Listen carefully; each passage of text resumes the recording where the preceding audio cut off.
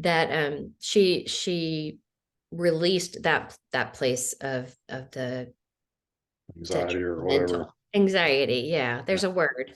Um, Stress. It could be a bunch of yeah, different words. it definitely is a word. So it totally changed how she felt inside and that she was able to calm down. So gratitude can also like help us release anxiety and stress when we start reframing whatever is happening or what could happen into a place as I'm grateful this is not happening even, or I'm grateful that this hasn't happened yet and how can I prepare for it. Do you have anything Yep. to say about that, Neil? No, I mean, it's very profound. I think a lot of us, I think when you have anxiety or stress or you're not grateful, then your mind tricks your body into thinking something's going on that's probably not, and it kind of compounds itself. So, to stop and think of the things you are grateful for and the things that are positive helps you mentally and physically slow that sprint down to stress. So, I think it's good. Yeah. And Yeah, just cat keeps trying to get my things. So, he's a booger. yep. Yeah, just like bringing yourself into the present with the gratitude too is like, Hmm. I'm grateful I have breath in my lungs, and just feel yourself breathe in and breathe out, and look at something or feel something, like I feel the chair underneath my hands, or I feel the ground underneath my feet, and this is where I am right now. So all those Yeah. little things can add up to the gratitude and the relief of stress. Do you want to add anything else to that? No, no, I think I agree with it. I think gratitude is something that a lot of us don't think about, but I think it's very powerful and something we should all experience and work towards every day because it helps our being, helps our soul. I think it helps in a lot of ways that people don't really think about it, but it really does. So Yeah, it's so true. And especially as Americans on Thanksgiving, right? We save our gratitude for one day of the year. And really we should be experiencing that gratitude every day. yeah, And especially if you're grateful for people in your life, like you need to tell them. yeah, Even yeah. A if you're little gratitude goes a long way. it really does. So, Especially if you're an employer, right? You want mhm. to tell your employees that you're grateful for them, or if you are sick and you're in the hospital, you want to make sure that your nurses and doctors know that you have that gratitude for them. And Yeah, it really exactly. changes how people respond to you. I think it also helps like people want to do more for you, right? Yeah, very, very true. Because you're like, oh, well, you appreciate me. I'm not just here to work for you and you Hmm. just take me for granted. It's true. So that's a whole other perspective. Yeah, which increases productivity and quality of life. I mean, everything. So very, very well spoken. Absolutely.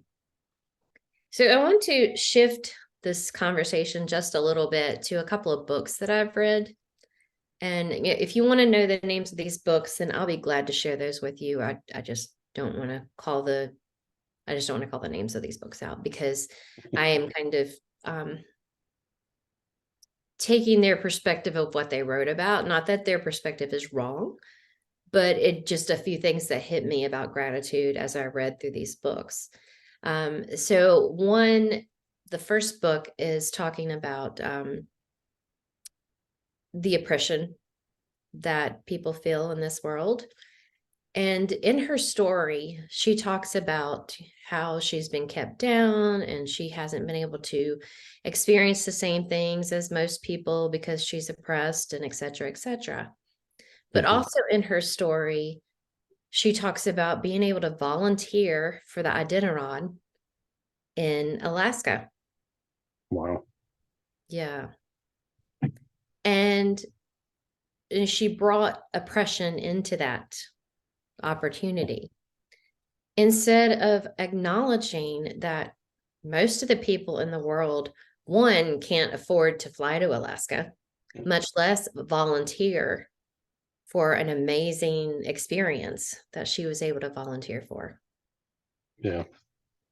So that really struck a chord with me. I'm like, oh, wait a minute. Like, you are blessed enough in your life to be able to volunteer for something as amazing as the Iditarod. And instead of taking that experience and seeing it as gratitude that she had that opportunity, she was talking about any of the negatives. So she was living from a negative foundation of that. So she is also the same one. She's also the same one that she was talking about buying a home. I think it was just north of Virginia or something like that. And the home was on an apple orchard. And it was built by a Union soldier. Now she's a African American lady. And she said she was standing in the kitchen of this home that she was buying with her husband. And she wanted to know how the Union soldier would feel about her owning his home. And in the book, it felt cold to me. Again, like she's like seeing it from a negative place. Starting. Right. Yeah. And so my thought was, I bet he would be really happy because you, as a Black woman, have accomplished owning your own home. And that's what he fought for. He fought for your freedom to do that. And he fought for that foundation of you being able to make this goal in your life. So that again, it's not right or wrong, but I thought, where's the gratitude? Where's the gratitude in her being able to, one, go to volunteer at this Iditarod, and two, to be able to purchase an apple orchard on, several acres of land and a beautiful home.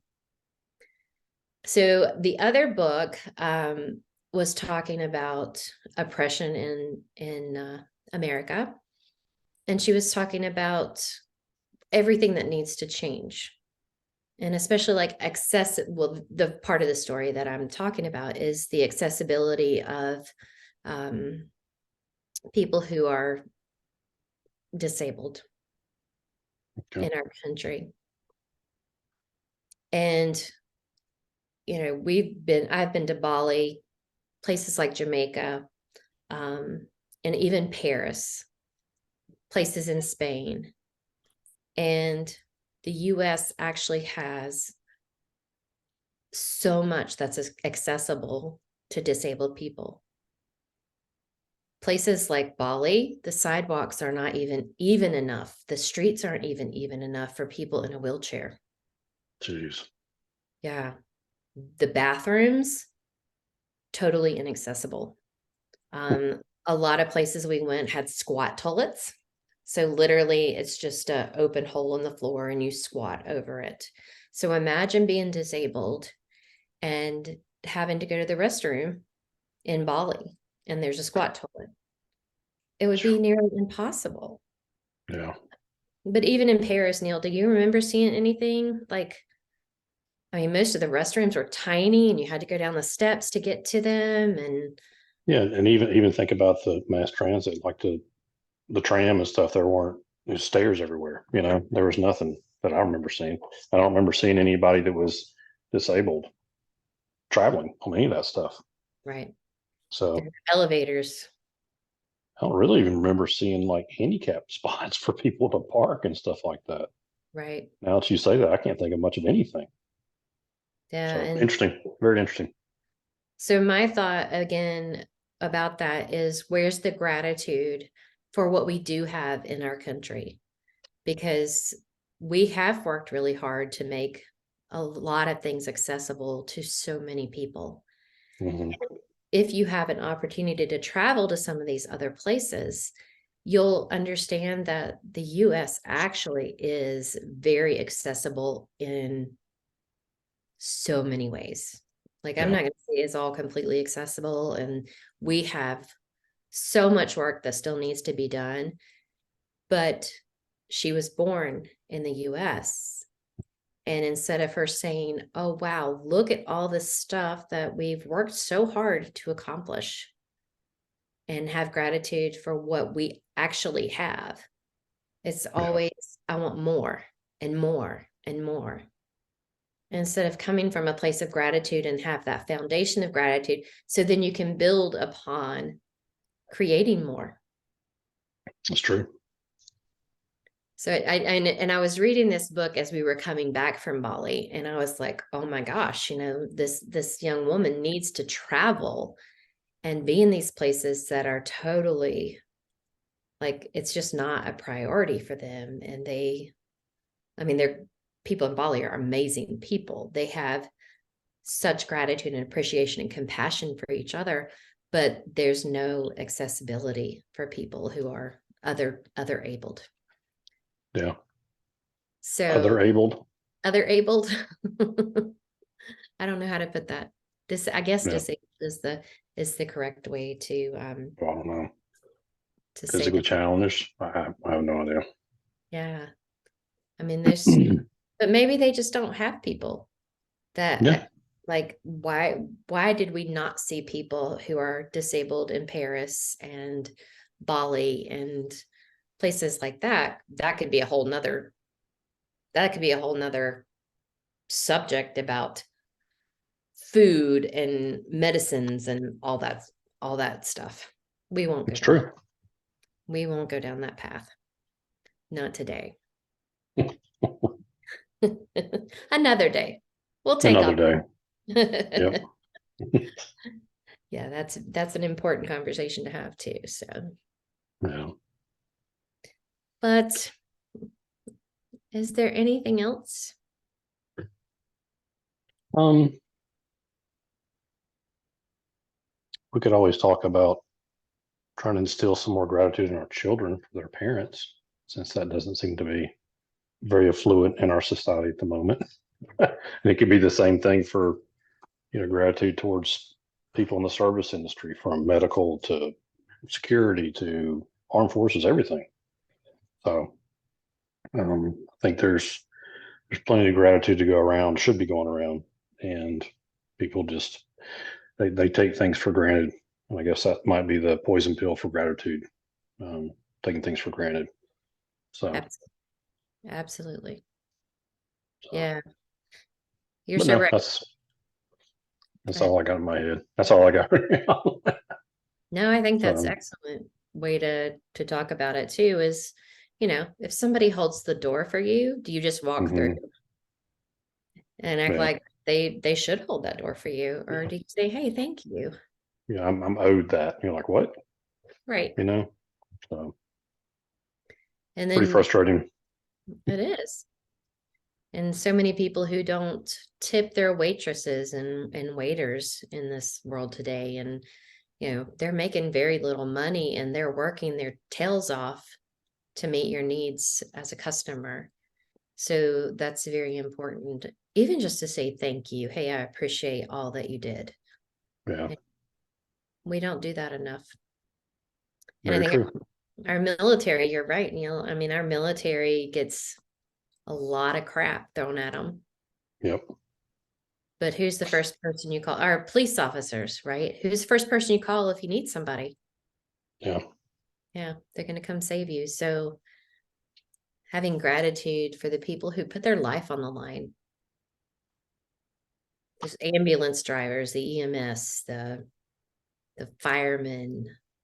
Just not And Nicolas Cage. yeah. Yeah. It's a very interesting movie. Yeah. We recently watched a movie that was just crazy. And we don't want Different. people like that. But we No. just take those people for granted, don't we? Yeah, Because we they're really always going do. to be there when you need them. Our And it's doctors, our nurses. you think about the things that those people deal with on a day-to-day basis, and it's just it's tough. I'm sure it's tough for them to leave that stuff, at work, just like it is everybody else. Yeah. So, And then let's go a little further, the teachers. oh, yeah, absolutely. Teachers, 1000% teachers. I mean, they are teaching our future leaders and everybody. So, Yeah, and they don't get to really clock out because they go home and they're still grading papers and they're making plans, and yeah. they put up with kids who are, you know, angry, and kids who have had a Hmm. lot of trauma, and who don't go home to love and food and all the things that some of our kids take for granted. Yeah. So definitely share that appreciation with your teachers, especially this coming week. There's probably just a couple of days of school before Thanksgiving, and just tell your kids, hey, tell your teacher thank you. Thank you for Yeah. being here. Thank you for holding space for me. Thank you for teaching me. Thank you for showing up every day. Hmm. Very true. I mean, I teach some yoga classes at Fernleaf, and some of these kids have had some really hard times in their life, and they take that out on their teachers. Yeah. And these people still show up every day. I don't know how they do it. I don't either. It is not. Really don't know. But all these are things that you can, remind your kids to have gratitude for too, is, say, hey, maybe go thank your teacher today before you leave school, or, the security guard in the school, or the SRO, or um, whoever it is that they come in contact with. And SRO is the resource officer. Yes. Okay. Yeah. So these are all very important things. It's so simple. A thank you. It takes you half a second to say it, Hmm. but it can make a world of difference for somebody. Yeah. Yep. Show that gratitude. I looked up another definition, and the one word definition is thankfulness, Hmm. which is pretty good. So pretty cool. Yeah. Very simple. Hmm. Allow it to change your perspective in your life. Yeah. Sure does. Okay. I'll quit looking for definitions. That's okay. I appreciate it. Yeah, that's kind of cool. Interesting. It's easier on the computer, not to look at pictures or look at non-picture books or whatever. I'm So, grateful for what you do too. Looking up definitions. yeah, thank you. I'm thankful you've not killed me yet. How about that? Changes your perspective on things, right? Or maybe it's I'm thankful you've not been successful killing me yet. What you say. I know. We're being recorded. I shouldn't say that. Yeah. For all those people out there, Neil and I have been together over 30 years and been married 26. Shit. So test. Yeah, 26. So we're still here and we're still making it. And Yeah. there's a time that we have to remind ourselves often to just say thank you. Hmm. Please and thank you are very powerful words in a relationship, in any Yeah. relationship. Spend some time together. Go have dinner. Hang out. Yeah. Yeah. Agree completely. Okay. Well, is this going to be a short meeting today, I guess, because it's just us, or? Yep. I think we're said all we need to say. Okay. If there's anything else you want to say. No, just, grateful for the life I have and the people and the friends and the family. Um, I think it's important for us all to try to make some space in our lives, in our days, for gratefulness and thankfulness. I agree. And not just in our prayers at night, but in our daily lives with everybody that touches us. Yep. Very true. Yeah. Well, I'm grateful for each of you who have hopped on here and maybe listened on Facebook, or who might see this in the future. And sorry that I missed recording the beginning of it, but you catch that on Facebook, because that'll be on there. And then we will have another meeting in December. And I cannot recall exactly what, I think it's surrender. And how surrender can help release fear and change your life too, and help you move from a place of less anxiety and less what ifs too. So it's Yeah. going to be a very powerful conversation, and I hope Jimmy will be feeling better and Jeffrey will have Have some power. on our next conversation. Yeah. So we will see you, I believe it's December 16th. It's a Saturday at noon. And just go ahead and sign up on BeTheSparkMovement.com. You will get your reminders, and you'll get your Zoom link there. And you can go ahead and sign up for January, February, March also. I think we've got plans through those months. So thank you so Awesome. much for being here. Thank you for sharing this time with us. Thank you, Neil, for showing up for me. Yeah, anytime. And go All right. out and spark some gratitude in your community. Absolutely. All right. Thank you. Thank you. Bye.